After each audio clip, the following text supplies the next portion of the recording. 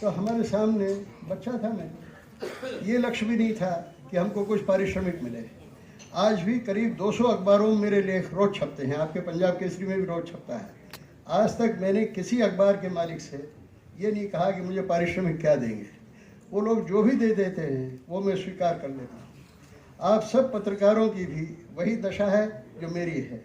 आप में से किसी को पेंशन नहीं मिलने वाली है। आप चाहे 60 साल काम कर लो, चाहे 70 साल काम कर लो, लेकिन एक आपकी खूबी है जो नेताओं की नहीं है।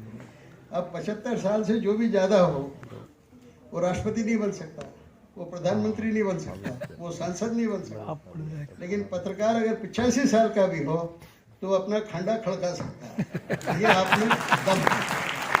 इसलिए मैं कहता हूं कि आप लोग सबसे बड़े हो और सबसे ज़्यादा जिम्मेदारी आप लोगों की है। मेरा कहना ये है कि आज जो बाजारवाद है उसने ऐसा घेर लिया है पत्रकारिता को कि डर के मारे कि हमको विज्ञापन नहीं मिलेंगे, हमको सरकार का अमुक फेवर नहीं मिलेगा, इसलिए सेठ लोग बिल्कुल धराशायी हो गए।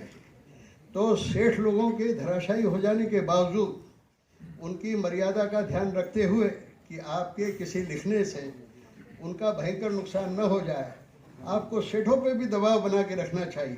बराबर बोलते रहना चाहिए कि देखिए ये सत्य की बात है, लिखे। चौधरी चरण सिंह जब प्रधानमंत्री थे तो मैंने एक संपादकीय लिखा नवभारत टाइम्स में, उस पर थोड़ी सी दिक्कत होने लगी तो मैंने उनसे कहा, हमारे अखबार के मालिकों से, मैंने कहा चौधरी साहब मेरे पिताजी के परम मित्र हैं चौधरी चरण सिंह, वो जब भी इंदौर जाते, मैं इंदौर का रहने वाला हूँ, मैंने कहा जब भी इंदौर जाते हैं मेरे घर पर रहते हैं और हमारे बगीचे में, परिवार का जो बंगलो है, बगीचे में ज़मीन पर बैठकर अटल जी और चौधरी चरण सिंह दोनों ज़मीन पे बैठकर, टाट पट्टी पर बैठकर बगीचे में भोजन करते हैं, पत्थरों पे खाना खाते हैं। मैंने कहा चौधरी साहब मेरे पिता तुल्य हैं, मेरे ताऊ की तरह हैं। जो बात नारायण जी ने जाके बताया कि ये वैदिक जी ने लिखा है तो चौधरी साहब कहने लगे, बोले बच्चा बिल्कुल ठीक लिखता है, वो हमसे थोड़ी भूल हो गई थी, हमने इसने ठीक कर दिया बच्चे ने। तो आप अगर किसी के प्रति दुर्भावना नहीं रखेंगे, दुराशय नहीं रखेंगे, पक्षपात नहीं रखेंगे और ईमान की बात कहेंगे तो किसी के खिलाफ भी कहेंगे ना, वो बुरा नहीं मानेगा, वो आपका आसन करेगा। लेकिन कभी दुराशय मत रखिए, पक्षपात मत कीजिए, ईमान की बात कहिए, यही पत्रकारिता का धर्म है। सबसे ज़्यादा प्रहार अगर कोई तानाशाही शासक करता है तो किस पे करता है? आपातकाल में क्या हुआ था? आपातकाल में रात को 12 बजे सब पत्रकारों का गला घोटा गया था। पत्रकारों ने वो जबरदस्त ताकत उस वक्त दिखाई कि घबराकर चुनाव कराना पड़ा। ये खबरपालिका का दम है कि वो लोकतंत्र को जिंदा रखती है। और पंडित जी जैसे पत्रकार प्रेरणा देते हैं, पवन बंसल जी जैसे पत्रकार प्रेरणा देते हैं कि सत्य पर बिल्कुल अडिग रहो, चाहे कोई हो, कोई सत्ता हो, वो सत्य से बड़ी नहीं है। जब मैंने हाफिज सईद से बात की, उसको कोई इंटरव्यू करने नहीं गया था मैं। पाकिस्तान के टीवी चैनल्स और भारत के टीवी चैनल रोज मुझे इंटरव्यू करते थे। उसने खुद आग्रह किया कि मैं आपसे मिलना चाहता हूँ। उसको एक दिन मैंने बहुत डांटा किसी टीवी चैनल पर। मैंने कहा क्या करते हो तुम, कैसे मुसलमान हो, कैसा जिहाद चलाते हो? जिहाद का मतलब यह है कि निरपराध लोगों को मारना। जिहाद का मतलब है कि जो पंच मकार होते हैं उन पंच मकारों से मनुष्य को ऊपर उठना, काम क्रोध मद लोभ मोह से ऊपर उठना। जिहाद की पहली शर्त यह है। तुम क्या कर रहे हो, पाप कर रहे हो, बताने गया था उसको। मैं डरा नहीं। हमारे कुछ कांग्रेसी मित्रों ने मुझ पर आरोप भी लगाया कि संसद ने बुला के डॉक्टर वैदिक को झाड़े। मैंने कहा मैं संसद की परवाह करता हूँ, लेकिन संसद से भी बड़ी कोई चीज है तो वो सत्य है। सत्य की परवाह, उसके आगे सब चीज छोटी।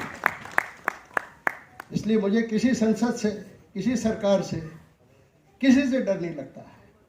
सिर्फ डर लगता है झूठ से, डर लगता है असत्य से, डर लगता है पक्षपात से। इसलिए निर्भीक होकर आप सब लोग काम करें। आज के समारोह का यही संदेश है। आपको सम्मानित करने का एकमात्र संदेश यही है कि निर्भीक रहें, निष्पक्ष रहें। आप सबसे ऊंचे हैं, नेताओं से ऊंचे हैं, न्यायाधीशों से ऊंचे हैं, विधायकों और सांसदों से ऊंचे हैं।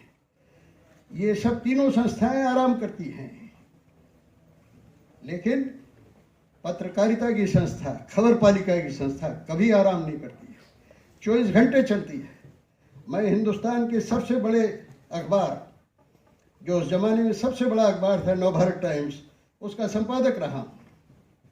हिंदुस्तान की सबसे बड़ी, एशिया की सबसे बड़ी न्यूज़ एजेंसी पीटीआई भाषा, उसका मैं संपादक रहा हूँ। 24 घंटे हम काम करते थे। कोई क्षण ऐसा नहीं था कि जब हम सचेत ना हों। रात को 12 बजे भी कोई प्रधानमंत्री मुझे फ़ोन करे, 1 घंटे पर मैं फ़ोन उठाता था। नींद में भी कान के पास रख के सोता था, क्योंकि 24 घंटे मुझे काम करना है।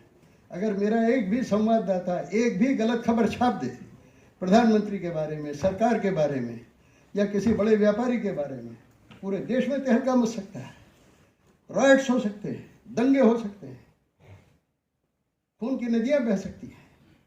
तो आपकी जिम्मेदारी नेताओं से ज़्यादा है, जजों से ज़्यादा है, सरकार के अफसरों से ज़्यादा है, और जिसकी जिम्मेदारी सबसे ज़्यादा होती है उसको सचेत रहना चाहिए। और मुझे आज यहाँ आकर बहुत खुशी है। ये भंडारू जी हमारे मित्र हैं।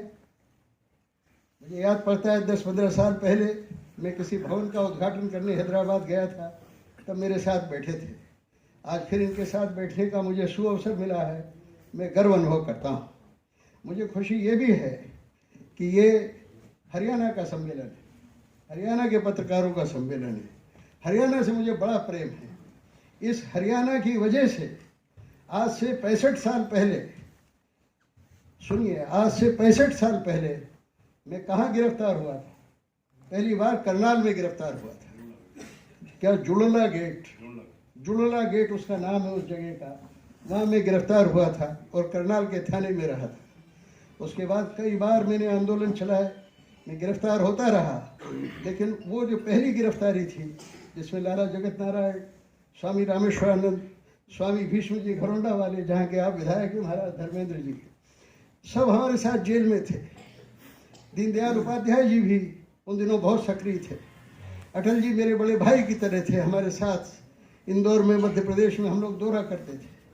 मैं किसी राजनीतिक दल में नहीं रहा, और पत्रकार बनने के बाद तो और भी निष्पक्षता मैंने अपने वर्ण कर ली।